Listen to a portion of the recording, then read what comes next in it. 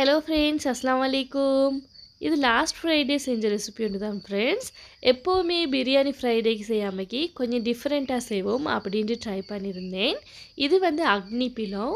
இதோட டேஸ்ட் வந்து அந்த அளவுக்கு நல்ல பெர்ஃபெக்டாகவே வந்துருந்துச்சு. இது செய்கிறதுமே கஷ்டம் இல்லை, நல்ல ஈஸியாகவே செஞ்சிடலும். இது பார்க்குறதுக்கு சும்மா நார்மலாக ஒயிட் கலர் ரைஸ் மாதிரி தான் நிற்கும். அப்போ இதோட டேஸ்ட் வந்து அந்த அளவுக்கு நல்லாவே வந்துருந்துச்சு. இதோட கூடவே இந்த ஃப்ரைடேக்கு கொஞ்சம் ஈஸியான மெத்தடில் டெசர்ட் ரெசிபியும் செஞ்சுருந்தேன். உங்களுக்கு இந்த ரெசிபியும் இதில் பார்க்கலும். குக் பண்ணுறதுக்கு முதவே ஃபஸ்ட்டுக்கு டெசர்ட்டை செஞ்சு எடுத்துடும். அப்படின்ட்டு தான் நான் இதில் ஸ்ட்ராபெரி ஃப்ளேவர் ஜெல்லி எடுத்துக்கிறேன். உங்களுக்கு விருப்பமான ஃப்ளேவர் என்ன ஜெல்லி வேணும்னாலும் எடுக்கலும். இது ஒரு பேக்கெட்டில் வந்து 40 கிராம் இருக்குது. நான் இதில் 2 பேக்கெட் எட் பண்ணுறேன். ஹாட் வாட்டர் 1 கப் எட் பண்ணிட்டு இதை நல்லா கரைச்சி விடுறேன்.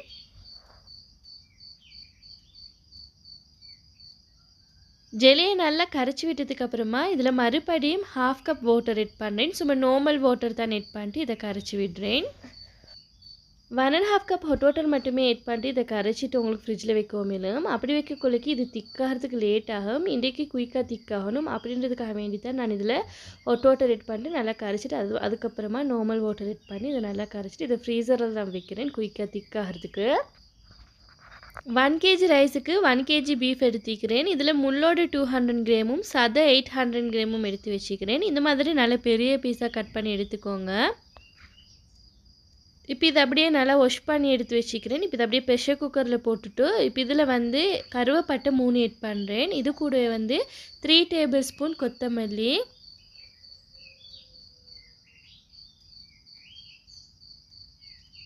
சீரகம் 1.5 டேபிள் ஸ்பூன், நல்ல பெரிய ஏலக்காய் வைக்கிற சுட்டி நான் இதில் 8 ஏலக்காய் எட் பண்ணுறேன். சின்ன ஏலக்காய் இருந்துச்சுனால் ஒரு 10 மாதிரி எட் பண்ணுங்கள். இது கூடவே 8 கராம்பு எட் பண்ணிவிட்டு பெருஞ்சீரகம் 1.5 டேபிள் ஸ்பூன் எட் பண்ணுறேன். 3 ஸ்டார் எட் பண்ணிட்டு இது கூடவே கருப்பு ஏலக்காய் 3 எட் பண்ணுறேன். உங்கள்கிட்ட இது இருந்துச்சுன்னா எட் பண்ணுங்கள். அப்படி இல்லை என்றால் இதை எட் பண்ணாமல் செஞ்சாலும் நல்லா தான் நிற்கும். 3 பே லீஃபும் எட் பண்ணுறேன். 1.5 டீஸ்பூன் சால்ட், மிளகு 1 டீஸ்பூன் எட் பண்ணிட்டு இது கூடவே உளுவரிசி ஒரு 1/4 டீஸ்பூன் மாதிரி எட் பண்ணுறேன். 4 வெள்ளைப்பூடு பல் எட் பண்ணிட்டு வெங்காயத்தை வந்து இந்த மாதிரி பெரிய பீஸாகவே உங்களுக்கு கட் பண்ணிட்டு எட் பண்ணலும் ஒரு வெங்காயம் எட் பண்ணிட்டு இப்போ இந்த இறைச்சிட அளவுக்கு வந்து வாட்டர் எட் பண்ணுறேன். எட் பண்ணிவிட்டு இதை அப்படியே குக் பண்ணுறதுக்கு வைக்கிறேன். நல்லா மிக்ஸ் பண்ணி விட்டுட்டு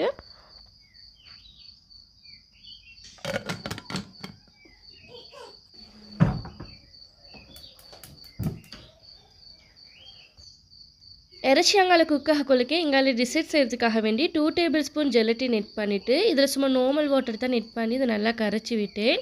நீங்கள் வாட்டர் எட் பண்ண கொள்ளைக்கு மிச்சம் எட் பண்ண ஒன்றில் இந்த ஜெலட்டினை விட கொஞ்சம் கூடுதலாக எட் பண்ணிட்டு இதை கரைச்சிட்டு இது நல்லா திக்காகினதுக்கு அப்புறமா தான் நாங்கள் இதை மில்கில் ஊற்றணும்.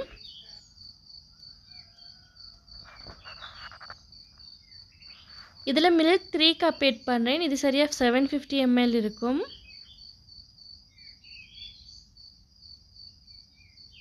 நான் இதில் 100 கிராம் மில்க் மெய்ட்டும் 100 கிராம் சுகரும் எட் பண்ணுறேன்.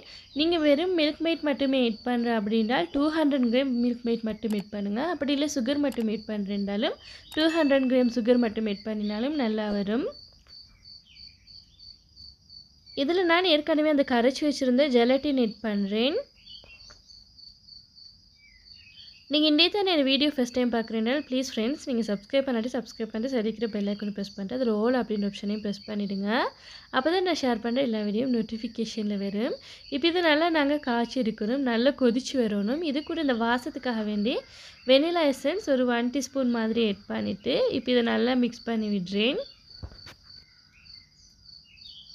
இந்த மில்க் நல்லா கொதிச்சு வரணும். இந்த ஜெலட்டின் எல்லாம் நல்லா கரைஞ்சி நல்லா கொதிச்சு வந்ததுக்கப்புறமா இதில் வந்து நான் லாஸ்ட்டுக்கு ஒரு 1 பிஞ்ச் அளவுக்கு சால்ட்டும் எட் பண்ணிட்டு இதை நல்லா மிக்ஸ் பண்ணி விட்டுட்டு அப்படியே ஸ்டவ் ஆஃப் பண்ணிட்டு இதை அப்படியே வேறே எடுத்து இந்த ட்ரேயில் ஊற்றுறேன். இது சூடோடு வைக்க கொள்ளைக்கே நான் ட்ரேயில் ஊற்றலை. இந்த மில்க் நல்லா ஆறுனதுக்கு அப்புறமா தான் இது எப்படியே ட்ரேயில் ஊற்றிட்டு இதையும் கொஞ்சம் ஃப்ரிட்ஜில் வச்சுட்டு எடுத்தேன். இது கொஞ்சம் நல்லா கூலாகிறதுக்கு. இங்கால வந்து ஏற்கனவே ஜெல்லி செஞ்சு வச்சுருந்தேன் இல்லையா, இது நல்லா திக்காகி வந்துக்குது. நீங்கள் ஃப்ரீசரில் வச்சுட்டு எடுத்தால் இது குயிக்காகவே திக்காகிடும். எனக்கு இது திக்காகி வர்றதுக்கு 5 மினிட்ஸ் தான் பிடிச்சிது.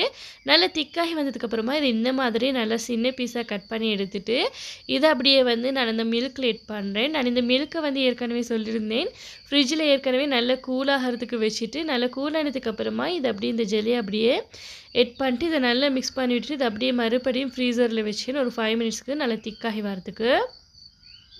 நீங்கள் இந்த டெசர்ட்டை ஃப்ரீசரில் வச்சு நல்லா திக்காகினதுக்கு அப்புறமா நீங்கள் அப்படியே எடுத்து சும்மா நார்மலாக ஃப்ரிட்ஜில் வைங்க. அதை ஃப்ரீசரில் வச்சுன்னு இருந்தால் கட்டிப்பட்ட மாதிரி ஆகிடும்.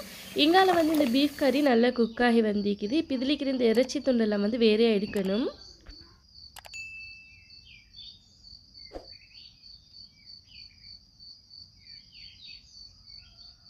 பாருங்கள், இந்த பீஃப் எல்லாம் வேறையாக எடுத்துட்டேன். லாஸ்ட்டுக்கு இந்த பீஃப் குக் பண்ணியிருந்த இந்த வாட்டர் எங்களுக்கு தேவைப்படும். இதை வீசுகிற வேணும். இதை வந்து நாங்கள் வடிச்சிட்டு இதை ரைஸில் போட்டு குக் பண்ணி எடுக்கணும்.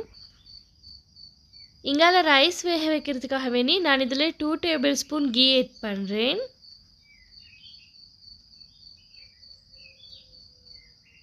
இந்த கீ கொஞ்சம் மெல்ட் ஆகிட்டு வரக்குள்ளைக்கு இதில் 200 ml ஆயில் ஆட் பண்ணிட்டு இந்த ஆயில் நல்லா ஹீட் ஆகினதுக்கப்புறமா இதில் ஒரு 100 கிராம் வெங்காயம் மாதிரி ஆட் பண்ணிட்டு இதை நல்லா ஃப்ரை பண்ணி எடுக்கிறேன். இது நல்ல ப்ரௌன் கலருக்கு வரணும். இது எதுக்காக வேண்டி நான் இப்படி ஃப்ரை பண்ணி எடுக்கிறேன் அப்படின்னா லாஸ்ட்டுக்கு சோத்துக்கு மேலே தூவுறதுக்காக வேண்டி. இது ஆப்ஷனல் தான். உங்களுக்கு விருப்பம்னு சொன்னால் இந்த மாதிரி ப்ரௌன் கலருக்கு ஒனியனை ஃப்ரை பண்ணி எடுத்துகிட்டு ரைஸுக்கு மேலே தூவேலும் அது பார்க்குறதுக்கு அழகாய்க்கும்.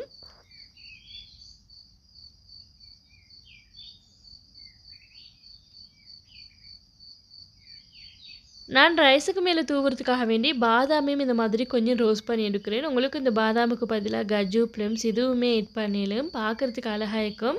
அதை வந்து அந்த சோத்துக்கு மேலே தூவி விட்டேன்டால்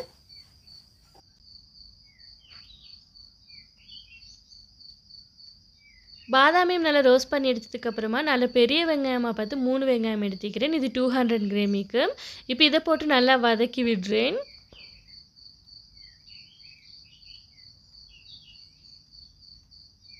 வெங்காயம் கொஞ்சம் நல்லா வதங்கிட்டு வந்ததுக்கப்புறமா இதில் ginger garlic paste 2 tablespoon add பண்ணுறேன்.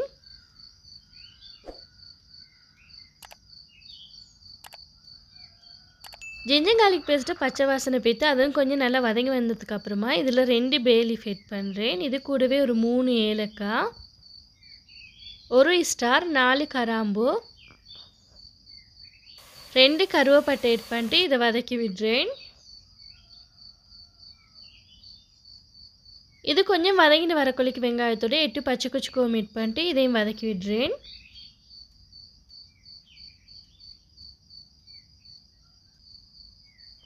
இப்போ இந்த பச்சை குச்சிக்கு கொஞ்சம் லைட்டாக ஒரு ஃப்ரை ஆகிட்டு வரக்குள்ளைக்கு இதில் தக்காளி ஆட் பண்ணுறேன். நீங்கள் எந்த அளவுக்கு வெங்காயம் எடுத்தீங்களோ அதில் ஹாஃப் தக்காளி எடுங்க. இது சரியாக 100 கிராம் தக்காளிக்கும்.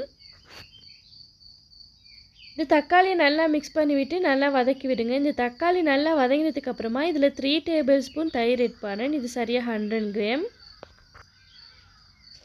இதை நல்லா மிக்ஸ் பண்ணி விட்டதுக்கப்புறமா நான் இதில் மிளகு 2 டீஸ்பூன் ஆட் பண்ணுறேன். நீங்கள் உங்களோட உரப்புக்கு ஏற்ற மாதிரி மிளகு ஆட் பண்ணிக்கோங்க.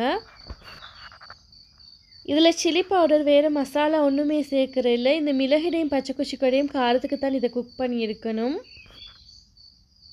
இப்போ நல்லா வதங்கினதுக்கப்புறமா ஏற்கனவே நாங்கள் பீஃப் அவிச்சு வச்சுருந்தோம் இல்லையா, இப்போ அதோட வாட்டரை வந்து இந்த மாதிரி வடிச்சிட்டு நான் இதில் ஆட் பண்ணுறேன். நீங்கள் எந்த அளவுக்கு ரைஸ் எடுத்தீங்களோ அதில் 2 மடங்கு வாட்டர் ஆட் பண்ணணும். அதாவது 1 கப் ரைஸுக்கு 2 கப் வாட்டர் ஆட் பண்ணணும். எனக்கு இந்த பீஃப் அவிச்சு வச்சுருந்து இந்த வாட்டர் எனக்கு போதாத மாதிரி இருந்துச்சு. நான் மறுபடியும் இதில் சும்மா நார்மல் வாட்டர் ஆட் பண்ணிவிட்டு இதை அப்படியே ஊற்றி விட்டேன்.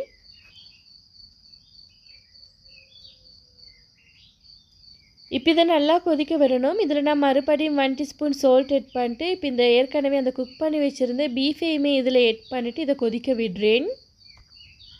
ஏற்கனவே ப்ரெஷர் குக்கரில் வந்து நான் பீஃபை 30 மினிட்ஸ் தான் குக் பண்ணி எடுத்தேன்.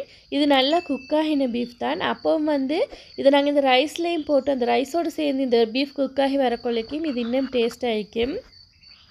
லாஸ்ட்டுக்கு இதில் சால்ட்டும் பெப்பரும் போதும் அப்படின்ட்டு செக் பண்ணிட்டு அப்படியே மூடி வச்சேன். இங்கால வந்து அரிசி எடுத்து வச்சுக்கிறேன். இந்த அரிசை வந்து நல்லா 2-3 தண்ணி வாஷ் பண்ணிவிட்டு இப்போ இதில் வாட்டர் ஆட் பண்ணிட்டு இதை அப்படியே ஊற வச்சு எடுத்துக்கிறேன். குக் பண்ணுறதுக்கு ஒரு 30 மினிட்ஸுக்கு போது இதை நல்லா அந்த அரிசை ஊற வச்சுட்டு இருக்கணும்.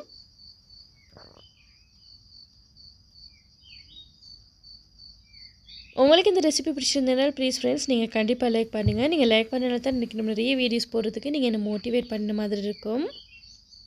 பாருங்க இப்போ இது நல்லா கொதிச்சு வந்திக்குது. இந்த அரிசியில் இருக்கிற தண்ணியெல்லாம் நல்லா வடிச்சிட்டு நான் இதில் எட் பண்ணுறேன். எட் பண்ணிட்டு இந்த கிலோ பீஃப் எல்லாம் வந்து மேலே காக்கி விட்டுட்டு ரைஸை வந்து கீழே காக்கி விடுங்க. அப்போ தான் இது நல்லா குக் ஆகி வரும்.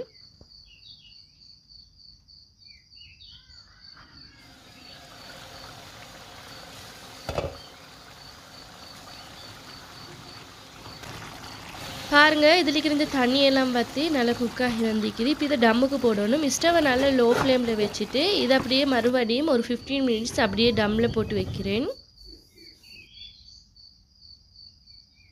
பாருங்கள் ஃப்ரெண்ட்ஸ் இப்போ ரைஸ் நல்லா குக் ஆகி வந்திக்குது. இப்போ இதை நல்லா மிக்ஸ் பண்ணிவிட்டு எடுக்கிறேன். இவ்வளோதான் ஃப்ரெண்ட்ஸ் இந்த ரைஸ் ரெசிபி. நீங்களும் கண்டிப்பாக ட்ரை பண்ணி பாருங்கள். ஒரு தடவையாலும் ட்ரை பண்ணி பாருங்கள். இந்த ரைஸ் பார்க்குறதுக்கு சும்மா நார்மலாக ஒயிட் கலர் மாதிரி தான் நிற்கும்.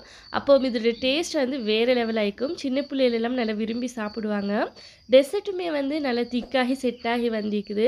இவ்வளோதான் டெசர்ட் ரெசிபி. நல்லா ஈஸியாகவே உங்களுக்கு செஞ்சிடலாம்.